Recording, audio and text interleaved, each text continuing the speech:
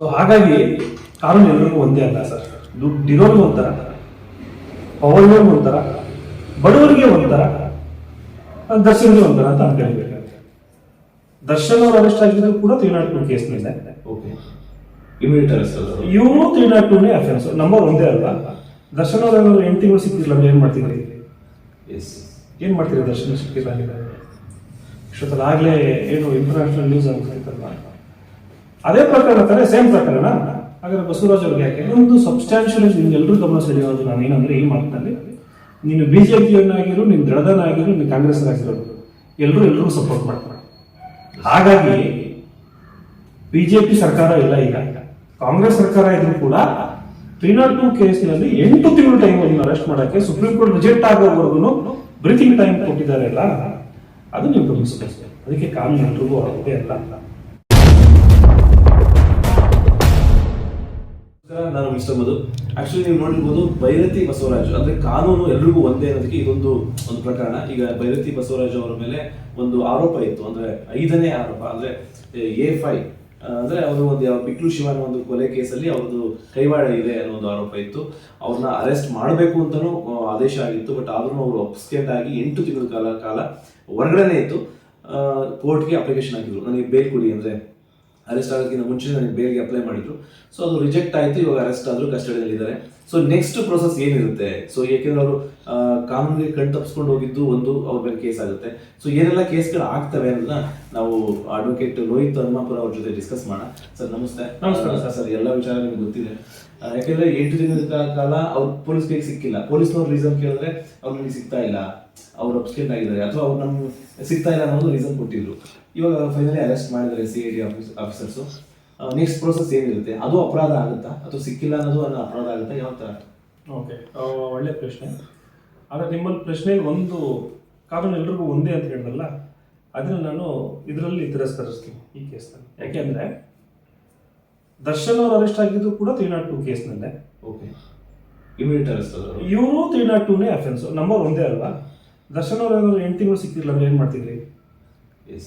ಏನು ಮಾಡ್ತೀರಿ? ದರ್ಶನ್ ಸಿಕ್ಕಿಲ್ಲ ಅಂದರೆ ಇಷ್ಟೊತ್ತಲ್ಲ ಆಗ್ಲೇ ಏನು ಇಂಟರ್ನ್ಯಾಷನಲ್ ನ್ಯೂಸ್ ಆಗ್ಬಿಡ್ತಿತ್ತಲ್ವಾ. ಅದೇ ಪ್ರಕರಣ ತಾನೇ, ಸೇಮ್ ಪ್ರಕರಣ. ಹಾಗಾದ್ರೆ ಬಸವರಾಜ್ ಅವ್ರಿಗೆ ಯಾಕೆ ಅವ್ರು A2 ಇದ್ರು, ಇವ್ರು A5 ಇದ್ದಾರೆ. ಏನೇ ಆಗಲಿ ಸರ್, A15 ಆಗಲಿ A100 ಆಗಲಿ, ಪ್ರಕರಣ ಒಂದೇ ಅಲ್ವಾ. ಕೊಲೆನೇ. ಬಟ್ ನಾನು ಅರೆಸ್ಟ್ ಆದ್ಮೇಲೆ ನನಗೆ ಅನಿಸ್ತು ಸರ್, ಕಾನೂನು ಎಲ್ರಿಗೂ ಒಂದೇ ಅಂತ. ಕಾನೂನು ಒಂದೇ ಆಗಿಲ್ಲ ಇದರಲ್ಲಿ. ಓಕೆ. ಮತ್ತೆ ಇನ್ನೊಂದು ಸಬ್ಸ್ಟ್ಯಾನ್ಷಿಯಲ್ ನಿಮ್ಗೆ ಎಲ್ಲರೂ ಗಮನ ಸೆಳೆಯೋದು ನಾನು ಏನಂದ್ರೆ ಈ ಮಾತಿನಲ್ಲಿ, ನೀನು ಬಿಜೆಪಿಯನ್ನಾಗಿರು, ನೀನು ದಳದನಾಗಿರು, ನೀನು ಕಾಂಗ್ರೆಸ್ ಆಗಿರೋದು ಎಲ್ಲರೂ ಸಪೋರ್ಟ್ ಮಾಡ್ತಾರೆ. ಹಾಗಾಗಿ ಬಿಜೆಪಿ ಸರ್ಕಾರ ಇಲ್ಲ, ಈಗ ಕಾಂಗ್ರೆಸ್ ಸರ್ಕಾರ ಇದ್ರು ಕೂಡ 302 ಕೇಸ್ನಲ್ಲಿ 8 ತಿಂಗಳು ಟೈಮ್ ಅರೆಸ್ಟ್ ಮಾಡೋಕ್ಕೆ ಸುಪ್ರೀಂ ಕೋರ್ಟ್ ರಿಜೆಕ್ಟ್ ಆಗೋವರೆಗೂ ಬ್ರೀತಿಂಗ್ ಟೈಮ್ ಕೊಟ್ಟಿದ್ದಾರೆ ಅಲ್ಲ, ಅದು ನೀವು ಗಮನಿಸಬೇಕು. ಅದಕ್ಕೆ ಕಾನೂನು ಎಲ್ರಿಗೂ ಆಗೋದೇ ಅಲ್ಲ. ಇದು ನೋಡೋಣ ಒಂಚೂರು. ಸುಪ್ರೀಂ ಕೋರ್ಟ್ ನಾನು ಯಾವ ಬೇಲ್ ಕೊಡೋಕ್ಕಾಗಲ್ಲ, ಅರೆಸ್ಟ್ ಮಾಡಿ ಅನ್ನೋವರೆಗೂ ಪೊಲೀಸ್ ಕೈಗೆ ಸಿಗಲ್ವಂತೆ. ಹಂಗಂದ ತಕ್ಷಣ 3 ದಿನಕ್ಕೆ ಪೊಲೀಸ್ ಕೈ ಸಿಕ್ಬಿಡ್ತಾರಂತೆ. ನೋಡಿ ಹೆಂಗಿದೆ ಆಟ. ಅಂದರೆ ಇನ್ನು ಜನರು ಎಲ್ಲರೂ ಕೂಡ ಶತಮೂರ್ಖರು, ದೊಡ್ಡರು ಅನ್ನೋ ರೀತಿ ರಾಜಕೀಯ ವ್ಯಕ್ತಿಗಳ ನಾಟಕ ಡ್ರಾಮಾ. ಇದು ನಾವು ಒಪ್ಪಲ್ಲ. ಕಾನೂನು ಎಲ್ರಿಗೂ ಗೊತ್ತಿದೆ ಸರ್. ಆದರೆ ವಿಚಾರ ಹೇಳ್ತಾ ಇದ್ದೀನಿ ನಾನು. ಯಾರೋ ಒಬ್ಬ ಹೆಂಡತಿಗೇನೋ ಬೈದಿರೋದನ್ನ 498 ಕೇಸ್ ಆದರೆ 40 ಸಲ ಫೋನ್ ಮಾಡ್ತಾರೆ ಪೊಲೀಸರು. ಬರ್ತೀವಲ್ವ, ಅಲ್ಲಿ ಬಂದ್ಬಿಡ್ಲ, ಮೈದ ಬಂದ್ಬಿಡ್ತೀನಿ, ಯೂನಿಫಾರ್ಮ್ ಹಾಕೊಂಡು ಕೊಯ್ಯ ಹಾಕೊಂಡು ಹೋಗ್ತಾರೆ. ಇದರಲ್ಲಿ ಕೊಲೆ ಕೇಸ್ನಲ್ಲಿ 8 ತಿಂಗಳು, ಬರ್ದಿ ಕಡೆ 8 ತಿಂಗಳು. It's not so easy. ತುಂಬ ಕರ್ನಾಟಕ ಟೈಮ್ ಅಲ್ಲ ಅದು. 8 ತಿಂಗಳಲ್ಲಿ ಸದ್ಯ ಕೇಸೇ ಮುಗಿಸ್ಬೋದಲ್ಲ ಸರ್. ಪ್ರಜ್ವಲ್ ಕೇಸ್ 9 ತಿಂಗಳಲ್ಲಿ ಮುಗಿಸ್ಬಿಟ್ರಿ. ಅಗೇನ್ ಸಿ, 8 ತಿಂಗಳು ನೀವು ಅರೆಸ್ಟ್ ಮಾಡಿಲ್ಲ ಅಂದರೆ ಇನ್ನು ಅಷ್ಟು ಬಲ ಇರ್ಬೋದು, ಯಾರು ಬಲ ಕೊಟ್ಟಿರ್ಬೋದು. ಈಗೇನೋ ಬಿಜೆಪಿಯವರು ಇದು ರಾಜಕಾರಣ ಮಿಕ್ಸ್ ಆಗಿರೋದ್ರಿಂದ ಅರೆಸ್ಟ್ ಆಗ್ಬಿಟ್ಟಿದ್ದಾರೆ ಅಂತ ಹೇಳ್ತಾರೆ, ಏನೋ ಅಂತಾರೆ ಸುಮ್ಮನೆ, ಪಾಪ ಅಲ್ಲಿ ಬಿಡಿ. ಅವ್ರಿಗೂ ಗೊತ್ತು ಕಾಂಗ್ರೆಸ್ ಸರ್ಕಾರ ಸಪೋರ್ಟ್ ಮಾಡಿದ್ದಕ್ಕೆ ಅರೆಸ್ಟ್ ಮಾಡಿಲ್ಲ ಅಂತ. ಸೊ ಹಾಗಾಗಿ ಕಾನೂನು ಎಲ್ರಿಗೂ ಒಂದೇ ಅಲ್ಲ ಸರ್. ದುಡ್ಡಿರೋರ್ಗೆ ಒಂಥರ, ಪವರ್ ಇರೋರ್ಗೆ ಒಂಥರ, ಬಡವರಿಗೆ ಒಂಥರ, ದರ್ಶನ್ಗೆ ಒಂಥರ ಅಂತ ಅನ್ಕೊಳ್ಬೇಕಾದ್ರೆ. ದರ್ಶನ್ ಮೈಸೂರಲ್ಲೇ ಇದ್ರು, ಕರ್ಕೊಂಡ್ಬಿಟ್ರೆ ಟಕ್ಕಂತ 14 ದಿನ ಕಸ್ಟಡಿ ತಗೊಂಡ್ಬಿಡ್ರಿ.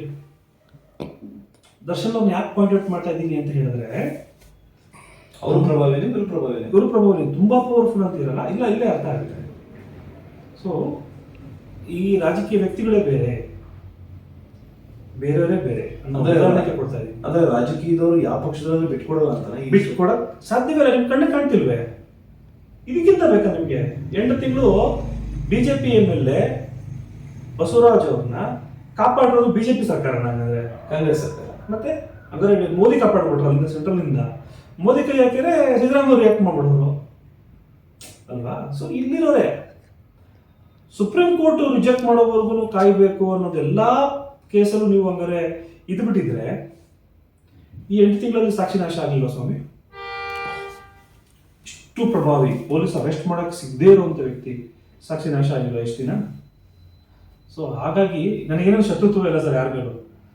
ಭೈರತಿ ಬಸವರಾಜ್ ಮೇಲೂ ಇಲ್ಲ, ಅಥವಾ ದರ್ಶನ್ ಅವ್ರ ಮೇಲೂ ಇಲ್ಲ, ಅಥವಾ ಯಾರ ಮೇಲೂ ಇಲ್ಲ. ನಾನು ಹೇಳ್ತಿರೋದು ಕಾನೂನಿನ ಬಳಕೆಯನ್ನ ಎಷ್ಟು ಯಾವ ರೀತಿ ಚೆನ್ನಾಗಿ ಬಳಸ್ತಾರೆ? ಮಾಡ್ಕೊತಾರಲ್ಲ ಪ್ರಭಾವಿಗಳು. ಕಾನೂನು ಎಲ್ರಿಗೂ ಒಂದೇ ಅಂತ ಹೇಳಲ್ಲ, ಅದು ಸುಳ್ಳು. ಭಾರತದಲ್ಲಿ ಅದಿಲ್ಲ. ಅಂದ್ರೆ ಕೋರ್ಟ್ ಏನಿದೆ, ಕೋರ್ಟ್ ಅಂತ ಕಡೆಯಿಂದ ಬರುವಂತದ್ದು ಕರೆಕ್ಟ್ ಆಗಿರುತ್ತೆ. ಮುಂಚೆ ಕಾನೂನು ನ್ಯಾಯಾಲಯಕ್ಕೆ ಹೋದಾಗ ಎಲ್ಲ ಒಂದೇ ಆಗ್ಬಿಡುತ್ತೆ. ಒಂದೇ ಆಗ್ಬಿಡುತ್ತೆ ಅದು. ಕಾನೂನು ಅಲ್ಲಿ ಹೋಗೋದಕ್ಕಿಂತ ಮುಂಚೆ ಇರ್ತದಲ್ಲ ಪೊಲೀಸರ ಕೈಯಲ್ಲಿ, ಕಾಕಿ ಕೈಯಲ್ಲಿ, ರಾಜಕೀಯ ವ್ಯಕ್ತಿಗಳಲ್ಲಿ, ಅವಾಗ ಅದನ್ನ ಹೆಂಗೆ ಬೇಕಾದ್ರೂ ಟ್ವಿಸ್ಟ್ ಮಾಡ್ತಾರೆ. ನೀವು ಏನೇ ಮಾಡಿ ಸರ್, GST ಬಗ್ಗೆ ಒಳ್ಳೆ ಕಾನೂನು, ಅದನ್ನ ಒಳಗಡೆಯಿಂದ ನುಗ್ಗಿ ಹೆಂಗೆ ನಾಶ ಮಾಡಿ ದುಡ್ಡು ಮಾಡಬೇಕು ಅದನ್ನ ಮಾಡ್ಕೊಂಡಾಗಲೇ.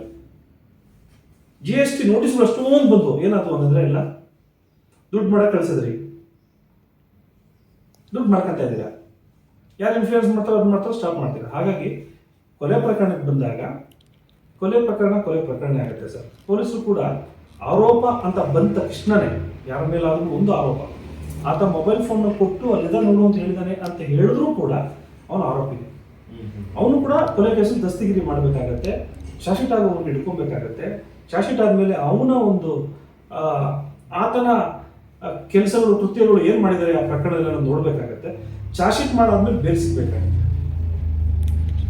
ಹಾಗಾದ್ರೆ 3 ತಿಂಗಳೊಳಗಡೆ ಚಾರ್ಜ್ ಶೀಟ್ ಮಾಡಿಲ್ಲ ಅಂದ್ರೆ ಡಿಫಾಲ್ಟ್ ಬೇಲ್ ಆಗುತ್ತೆ. ಜೈಲಿನ ಕತೆ ಏನಾಗಿದೆ ಅದು ನಮ್ಗೆ ಗೊತ್ತಿಲ್ಲ. ಕೇಸ್ ಬಿಟಪ್ ಆಗಿದೆಯಾ ಅಥವಾ ಇವರು ಸಪ್ರೇಟ್ ಚಾರ್ಜ್ ಶೀಟ್ ಹಾಕ್ತಾರಾ? ಸೊ ಹಾಗಾಗಿ ಬಹಳಷ್ಟು ತೊಂದರೆಗಳು, ಕಾನೂನುಗಳನ್ನ ಅಡಚಣೆಗಳನ್ನ ಮಾಡಿಕೊಂಡು ಬಲಿಷ್ಠರ ಕೈಯಲ್ಲಿ ನಾವು ಕಾನೂನು ಕೊಟ್ಟಾಗ, ಮತ್ತೆ ಎಲ್ಲೋ ಒಂದು ಕಡೆ ಕರ್ನಾಟಕ ಬಹಳ ನೋವಿಂದ ಹೇಳ್ತೀನಿ, ಈ ನಡುವೆ ಆಗ್ತಿರುವಂಥ ಪ್ರಕರಣಗಳು, ಶಾಸಕರುಗಳ ಮೇಲೆ, MP ಗಳ ಮೇಲೆ ಬರ್ತಿರುವಂಥ ಕಂಪ್ಲೇಂಟ್ಗಳು ನೋಡಿದ್ರೆ ಎಲ್ಲೋ ಒಂದು ಕಡೆ ನಮ್ಮ ಸುಂದರವಾದ ಕರ್ನಾಟಕವನ್ನ ಹಾಳು ಮಾಡ್ತಾ ಇದ್ದಾರೆ ಇವರು. ಸರ್ ಇವರೆಲ್ಲ ಹೋಗಿ ವಿಧಾನಸೌಧದಲ್ಲಿ ಕುಂತ್ಕೊಂತಾರೆ ಸರ್. ಆ ವಿಧಾನಸೌಧ ದೇವಸ್ಥಾನ ನಮಗೆ. ಯಾರು ಸಂವಿಧಾನ ನಂಬ್ತೀವಿ, ಯಾರು ನಾವು ದೇವ್ರನ್ನ ಪೂಜಿಸ್ತೀವಿ, ಎಲ್ಲರೂ ಒಂದೇ ಅಂತ ಹೇಳ್ತೀವಿ, ಯಾರು ಸೆಕ್ಯುಲರ್ ಅಂತ ಹೇಳ್ತೀವಿ, ವಿಧಾನಸೌಧನೇ ನಮಗೆ ದೇವಸ್ಥಾನ. ಅಲ್ಲೇ ಕೈ ಮುಕ್ಕೊಂಡು ಹೋಗ್ಬೇಕು ನಾವು. ಮೋದಿ ಅವರು ಪಾರ್ಲಿಮೆಂಟ್ ಒಳಗೆ ಎಂಟ್ರಿ ಆಗಬೇಕಾದಾಗ ಅಡ್ಬಿದ್ದು ಹೋಗ್ತಾರೆ ಸರ್. ಸೊ ನಾವು ಆ ರೀತಿ ಪ್ರೀತಿಸುವಂಥವ್ರು. ಅದ್ರೊಳಗಡೆ ನಾವು ಸ್ನಾನ ಮಾಡಿದ್ರೆ ನಾವು ಅನ್ಕೊಳ್ಳೋ, ಸ್ನಾನ ಮಾಡಿದ್ರೆ ಹೋಗ್ಬಾರ್ದು, ಮಾಂಸ ತಿನ್ಕೊಂಡು ಹೋಗ್ಬಾರ್ದು, ಯಾವುದೋ ಸಂವಿಧಾನ ಬುಕ್ ಮುಟ್ಟಬೇಕಂದಾಗ ಇವತ್ತೇ ನಾವು ಅನ್ವಯಿಸ್ತೀವಿ ಹೇಗಪ್ಪ ಅನ್ನೋ ಒಂದು ಆಲೋಚನೆ ಇರ್ತೀವಿ.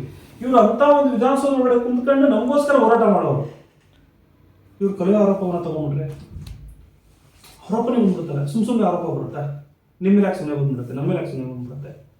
ಯಾರು ನನ್ನ ಜೊತೆ ಇದ್ದಾರೆ ಸರ್, ನನ್ನ ಸಂಘಟನೆಗಳು, ನನ್ನ ಇವರು ಜನಗಳು ಯಾರಿದ್ದಾರೋ, ನಾನು ಅವ್ರ ಜೊತೆ ಏನು ಮಾತಾಡ್ತಿದ್ದೀನಿ, ನಾನು ಅವ್ರ ಜೊತೆ ಏನು ವ್ಯವಹಾರ ಮಾಡ್ತಿದ್ದೀನಿ, ಆಗಲೇ ನಮಗೆ ಇಂಥ ಒಂದು ತಪ್ಪು ಸಿಗಾಕೊಡುವಂಥದ್ದು. ಹಾಗಾದರೆ ಈ ಆರೋಪ ಬಂದಿದೆ ಅಂದರೆ is very close touch with all those crime people.